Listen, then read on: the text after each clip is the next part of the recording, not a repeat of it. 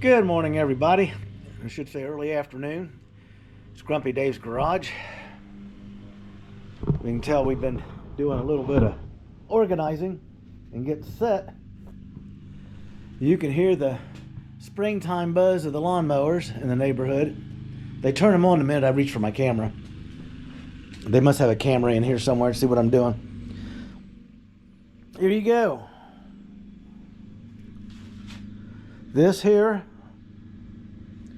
will be the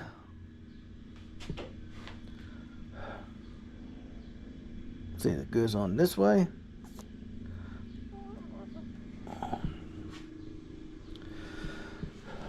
This is the driver's side. I put them back on here backwards when I was doing some work on them. And this is the passenger side.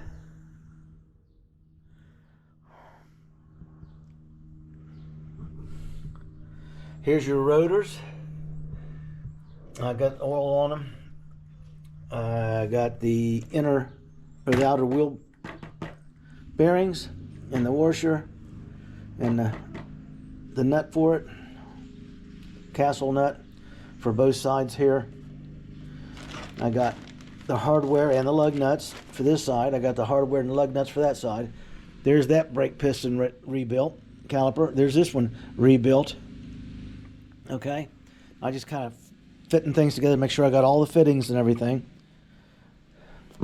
Went out today because I thought, well, I'll just buy all new fittings and be done with it. Get all new bolts.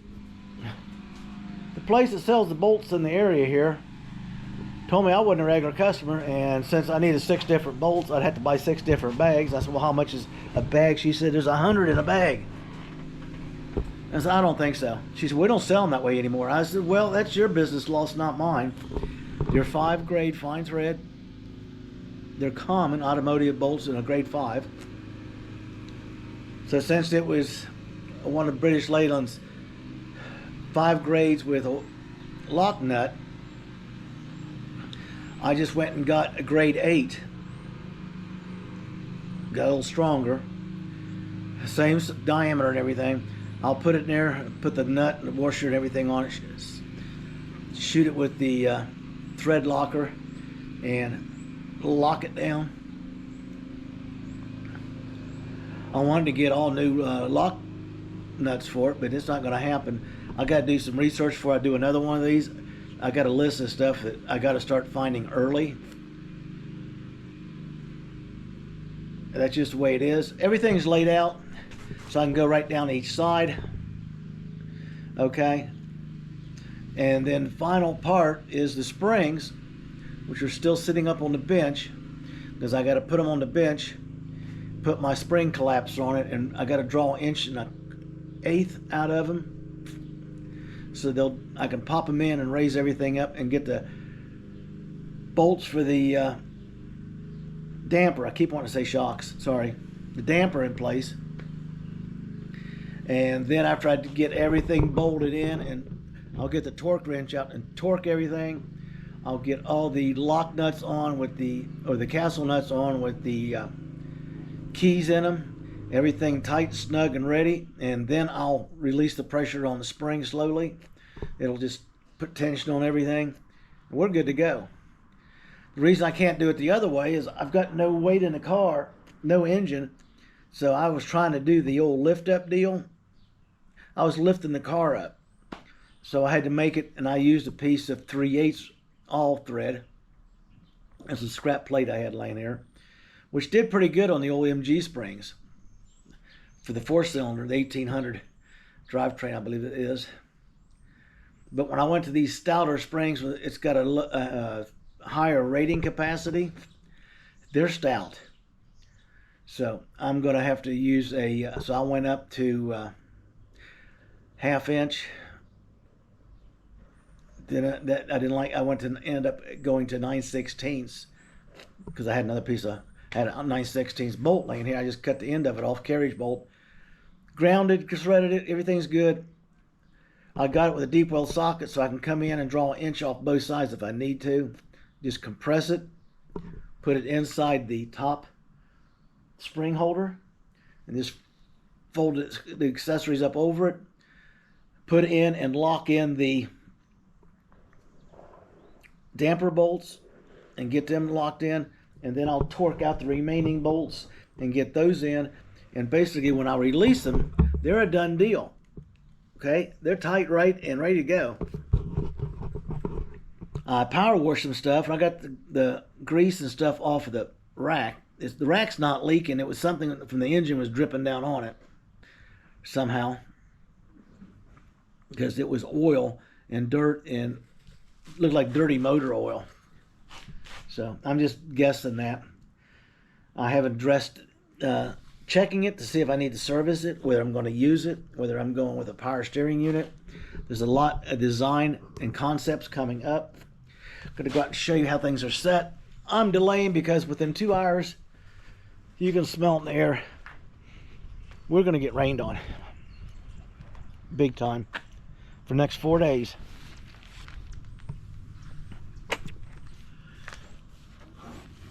So I took the blocks I had laying on this to keep it from blowing off. So I got to put them back on. Okay. Okay, there. There's my sway bar, which I don't like it. My welder, fabricator guy, we've been discussing. Okay. 3/4 or 1 inch.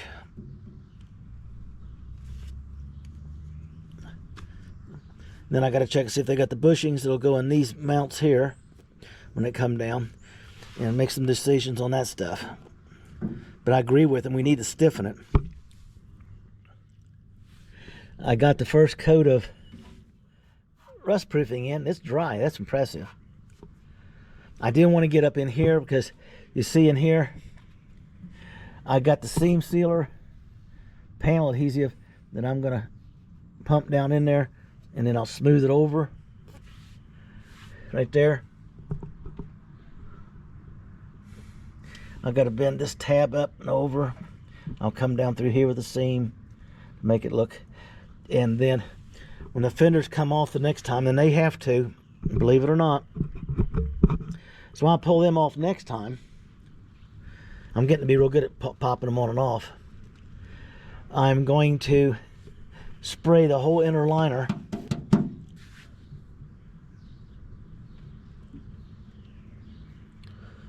and then that way I'm not spraying on the bolt heads. This here is 2 pieces. This is welded on that when they make it. So I basically think I can do it. Clean it just a little bit. I want to put a flare on here, but I got to get the front pan straightened out to see how it looks and what I can do. Okay. So there's another decision to be made, and that'll offset the size of the tires. So there's another decision I got to offset. The engine setup and install will depend on whether I can flip the alternator. If you're looking at it, it's on the right side of the engine when you're looking at the car, to the left side, and then move the power steering unit up where the alternator was, or in that vicinity, because it can't stay down low. There's no room for it. If that can be accomplished, then if I pick up the rack and everything, he's gonna machine and make and weld in the rack and pinion mounts and everything, okay, to hook up the power rack, which would be nice. Then I'll take the fittings out of the rack when I buy it, and I'll take the fittings out of the pump on the LS because the lines were cut, and measure the length I need, and I'll take it over to the guy that made my Blowout 2000 caliper removing tool and have him to make me a set.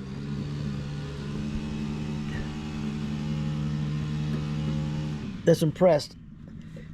It's a little damp, but it's not, but it's almost totally dry. So I want to get this done, okay, in here, because I'll put the damper and everything in, and then I can just cover it with a shop rag or a plastic bag or something when I respray all this. because I'll come and spray this whole thing, and then tape this off, because these come out. This panel comes out so you can get inside there. So I'll get it all done. Got a little repair here when it's open. There's always a little something as you're looking at these cars. I am moving quickly through it. It's impressive. Because as soon as I lift that thing up and bolt it in place, I just swing the there I go again. It's not the shock absorber, it's the damper. Put the damper up here, then shove the spring up in here around the center piece so it hang down. Just fold it up over, get everything bolted in, torqued in, keyed in, and everything. Then I can come in with the extension and the impact and grab a hold of the end of the bolt gently and just run it out. Zip, zip, and then take the nut off the top and everything. Pull the plates out the side and drop the bolt thread out. It'd be so much easier if I could just use my air jack, because I can just touch it, raise it, lower it. If I had the engine wait to offset it to compress the springs. But like I'm saying, this is still out. I got to get some stuff done. It's coming together nice. In about a month, this thing is going to be bath day. I'm going to get out here with some simple green and a Scotch-Brite pad.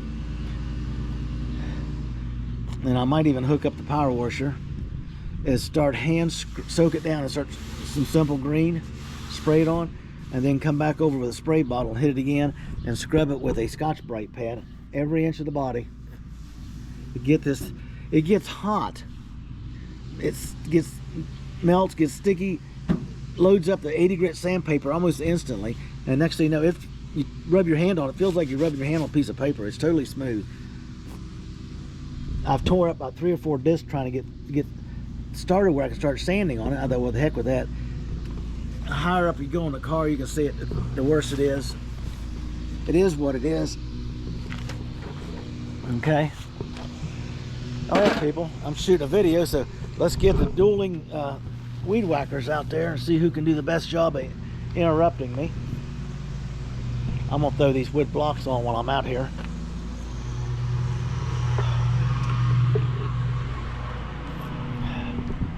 I mean, it's like, okay.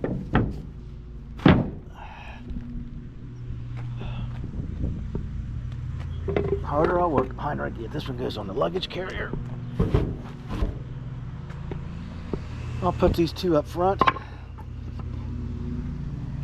Without the hood in there, it's just going to make a swimming pool anyway. But this will kind of keep it tight and right. It makes no difference. It'll keep the wind from tearing it up more than it is. That's a brand new cover. We had some high winds and it just tore it right off the car. Well, people, I'll be back at you in a few. Get your build on. Have a blessed day. See, I'll put this right here.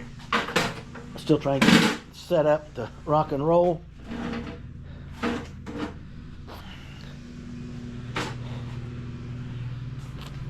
And enjoy what you do.